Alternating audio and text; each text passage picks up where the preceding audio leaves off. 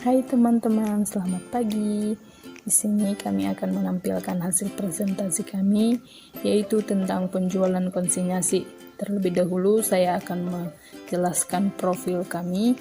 Kami dari Universitas Prima Indonesia, program studi S1 Akuntansi, Fakultas Ekonomi, kelas 6 Akuntansi Keuangan bagi C, kelompok 4.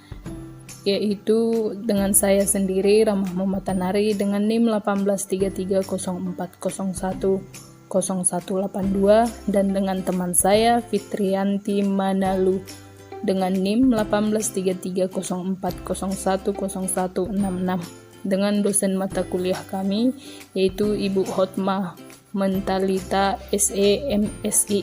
Nah, berbicara tentang konsinyasi, terlebih dahulu pasti kita harus tahu pengertian dari konsinyasi. Nah, kami di sini mengambil dua kutipan pengertian konsinyasi menurut para ahli. Yang pertama, menurut Hadori Yunus dalam buku Akuntansi Keuangan Lanjutan, konsinyasi adalah suatu perjanjian di mana pihak yang memiliki barang menyerahkan sejumlah barang kepada pihak tertentu untuk dijualkan untuk memberikan komisi. Yang kedua, menurut Alimsyah dan Patci dalam buku Kamus Akuntans, konsinyasi adalah barang-barang yang dikirim untuk dititipkan kepada pihak lain dalam angka penjualan di masa mendatang atau untuk tujuan lain. Hak atas barang tersebut atau konsigne atau komisioner selanjutnya bertanggung jawab terhadap penanganan barang sesuai dengan kesepakatan. Adapun karakteristik penjualan konsinyasi, pertama, hal pemilikan terhadap barang-barang tersebut masih berada di tangan konsignir. Kedua, selama barang tersebut belum terjual, baik oleh pihak konsignor maupun konsigne, belum dapat diakui adanya pendapatan. Ketiga, pihak konsignor tetap bertanggung jawab sepenuhnya terhadap semua biaya yang berhubungan dengan barang-barang konsinyasi sejak pengiriman sampai dengan barang tersebut terjual, kecuali ada perjanjian lain. Yang keempat, komisioner bertanggung jawab untuk menjaga keamanan dan keselamatan barang-barang yang ditetapkan tersebut. Pihak-pihak dalam konsinyasi, yang pertama, pemilik atau konsignor adalah orang yang menyerahkan barang atau disebut dengan pengamanat. Kedua, penerima barang atau konsigne adalah pihak yang menerima barang atau yang disebut dengan komisioner. Baiklah, di sini saya akan menjelaskan metode pencatatannya. Metode pencatatannya ada dua, yaitu satu, metode laba terpisah. Metode di mana laba rugi yang berasal dari penjualan konsinyasinya dicatat terpisah dengan laba rugi dari penjualan reguler. 2. Metode laba tidak terpisah.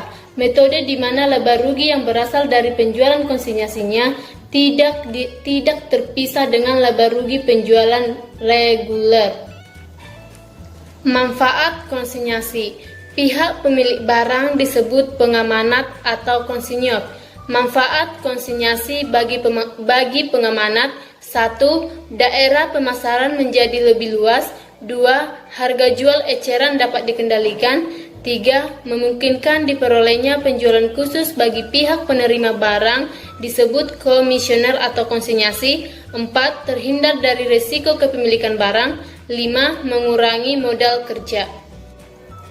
Alasan dilakukannya konsinyasi. 1. Bagi konsinyur atau pengamanat, konsinyasi adalah cara untuk memperluas pemasaran. Resiko tertentu dapat dihindari, misalnya konsignee atau komisioner bangkrut, maka barang konsinyasinya tidak ikut disita. Harga eceran barang tersebut lebih dapat dikontrol. Sedangkan bagi konsignee atau komisioner adalah terhindar dari resiko kegagalan memasarkan barang tersebut, terhindar dari resiko rusaknya barang atau adanya fluktuasi harga dan kebutuhan akan modal kerja dapat dikurangi. Hal dan perjanjian yang berhubungan dengan konsinyasi. Hak-hak komisioner ada 3. 1. Pihak komisioner berhak untuk mendapatkan komisi dan penggantian biaya yang dikeluarkan untuk menjual barang titipan barang tersebut sesuai dengan jumlah yang diatur dalam perjanjian kedua belah pihak. 2. Komisioner diberikan hak untuk memberikan jaminan atau garansi terhadap kualitas barang yang dijualkannya tersebut. 3. Komisioner diberi hak memberikan syarat-syarat tertentu dalam hal penjualan barang-barang kepada langganannya. Nah, di sini saya akan menjelaskan pencatatan akuntansi untuk konsignor di metode laba terpisahnya.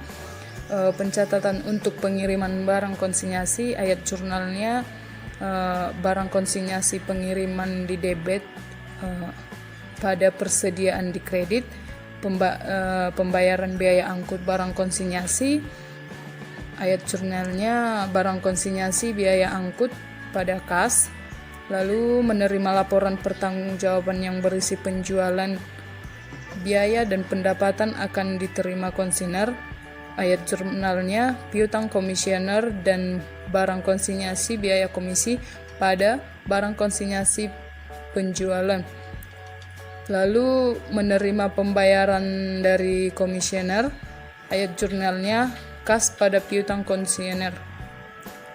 Kemudian untuk akuntansi konsignor bagian metode laba tidak terpisah, transaksi pembayaran biaya angkut barang konsinyasi, ayat jurnalnya biaya angkut pada kas, transaksi menerima laporan pertanggungjawaban yang berisi penjualan, biaya dan pendapatan yang diterima komisioner, ayat jurnalnya piutang komisioner dan biaya komisi pada penjualan. Lalu HPP pada persediaan. Lalu transaksi menerima pembayaran dari komisioner, ayat jurnalnya kas pada piutang komisioner. Akuntansi untuk konsigni atau metode laba terpisah. Contoh transaksinya, membayar angkut atau perakitan, ayat jurnal barang komisi di debit, kas di kredit. 2. Menjual barang komisi, ayat jurnal kas di debit, barang komisi di kredit. 3. Mengirim laporan pertanggungjawaban dan mengakui pendapatan komisi, ayat jurnal barang komisi di debit, utang pengamanat di kredit, barang komisi di debit, pendapatan komisi di kredit. 4. Mengirim pembayaran kepada pengamanat, ayat jurnal utang pengamanat di debit, kas di kredit. Akuntansi untuk konsigni atau metode laba tidak terpisah. Contoh transaksi, membayar biaya angkut atau perakitan, ayat jurnal utang pengamanat di debit, kas di kredit. 2. Menjual konsinyasi, ayat jurnal kas di debit, penjualan di kredit, pembelian di debit, utang pengamanat di kredit.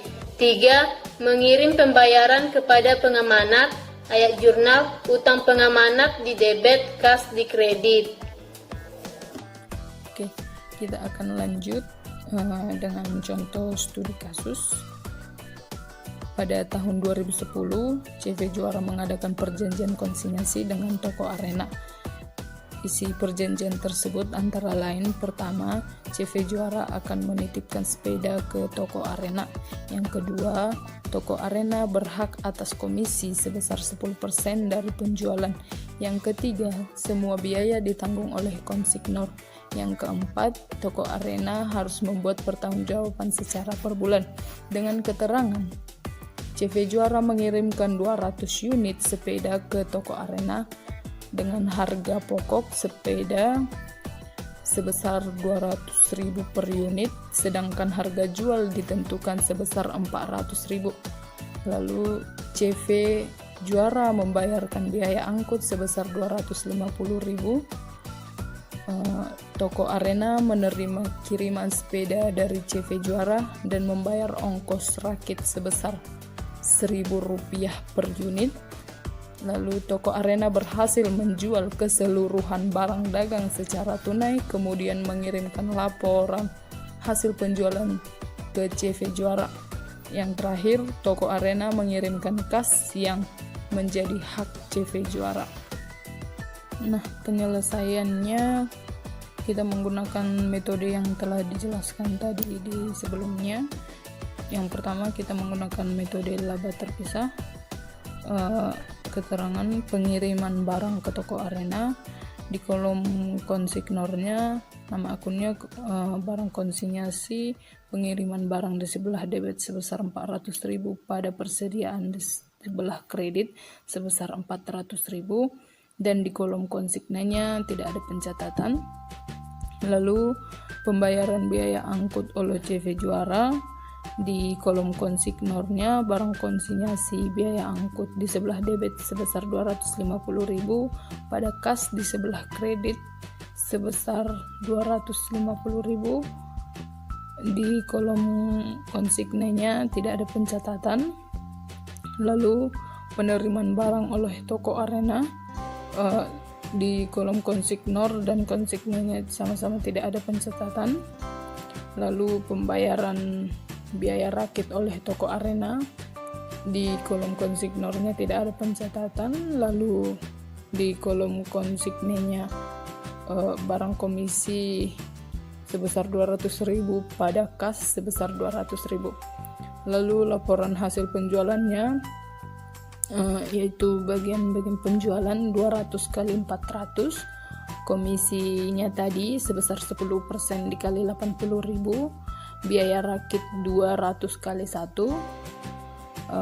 kemudian kas dikirim sebesar 71.800, dengan nama akun di kolom konsignor piutang toko Arena, di sebelah debit 71.800, barang konsinyasi biaya komisi sebesar 8.000, barang konsinyasi biaya rakit sebesar 200.000 pada barang konsinyasi penjualan sebesar 80.000. Lalu di kolom konsignenya kas sebesar 80.000 pada barang komisi 80.000.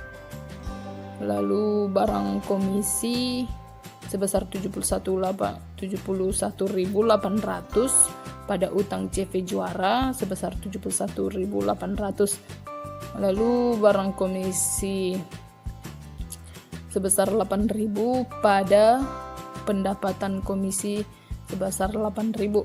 Lalu pengiriman uang ke CV Juara, di kolom konsignornya pencatatan akunnya kas sebesar 71.800 pada piutang toko Arena sebesar 71.800. Lalu di kolom konsignenya utang CV Juara sebesar 71.800 pada kas 71.800.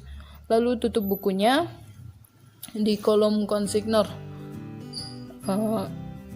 Di kolom konsignor tentunya barang konsinyasi penjualan sebesar 80.000 pada barang konsinyasi biaya angkut sebesar 250.000 dan barang konsinyasi biaya komisi sebesar 8.000 dan barang konsinyasi biaya rakit sebesar 200.000 dan barang konsinyasi pengiriman barang sebesar 40.000. Lalu laba konsinyasinya sebesar 31.550.000.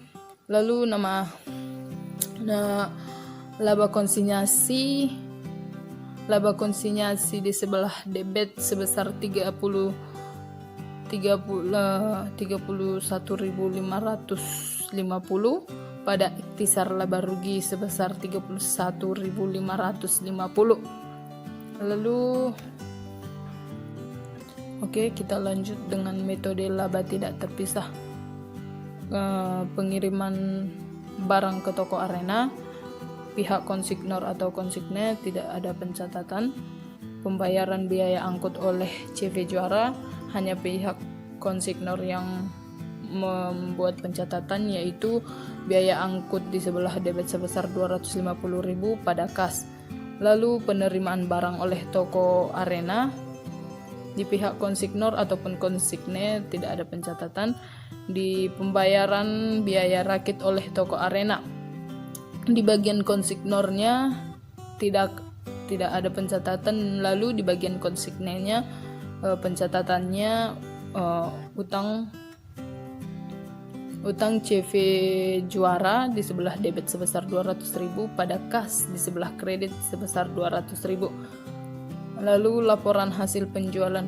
Yang pertama, penjualannya 200 kali 400, komisinya 10% kali 80.000, biaya rakit 200 kali 1, lalu kas dikirim sebesar 71.800. Lalu di kolom di pihak konsignornya pencatatannya, piutang toko Arena di sebelah debit sebesar 71.800. Lalu biaya komisi di sebelah debit juga sebesar 8.000, biaya rakit sebesar 200.000, pada penjualan di sebelah kredit sebesar 80.000.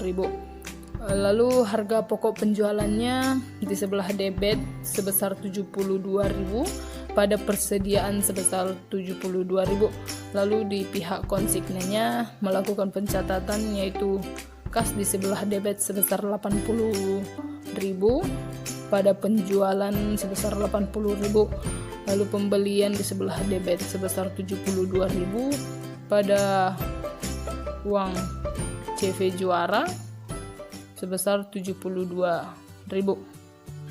Lalu pengiriman uang CV Juara di pihak konsignor, pencatatannya kas di sebelah debit sebesar 71.800, pada piutang toko Arena sebesar 71.800. Lalu di pihak konsignenya melakukan pencatatan yaitu utang CV Juara di sebelah debit sebesar 71.800, pada kas di sebelah kredit sebesar 71.800. Kemudian tutup bukunya di pihak konsignor, penjualan di sebelah debit sebesar 80.000, lalu pada biaya angkut di sebelah kredit sebesar 250.000, kemudian biaya komisi di sebelah kredit 8.000, kemudian biaya rakit sebesar 200.000, lalu harga pokok penjualannya sebesar 40.000, lalu ikhtisar laba ruginya sebesar 31.550. Lalu di pihak konsignenya membuat pencatatan, yaitu penjualan di sebelah debit sebesar 80.000, pada pembelian di sebelah kredit sebesar 72.000, dan ikhtisar laba rugi sebesar Rp8.000. Nah, dari contoh kasus di atas tentunya kita bertanya-tanya dong, kalau barang titipan tentunya tidak semua toko bisa terjual ludes barang tersebut. Tentunya pasti ada yang tidak terjual. Nah, di sini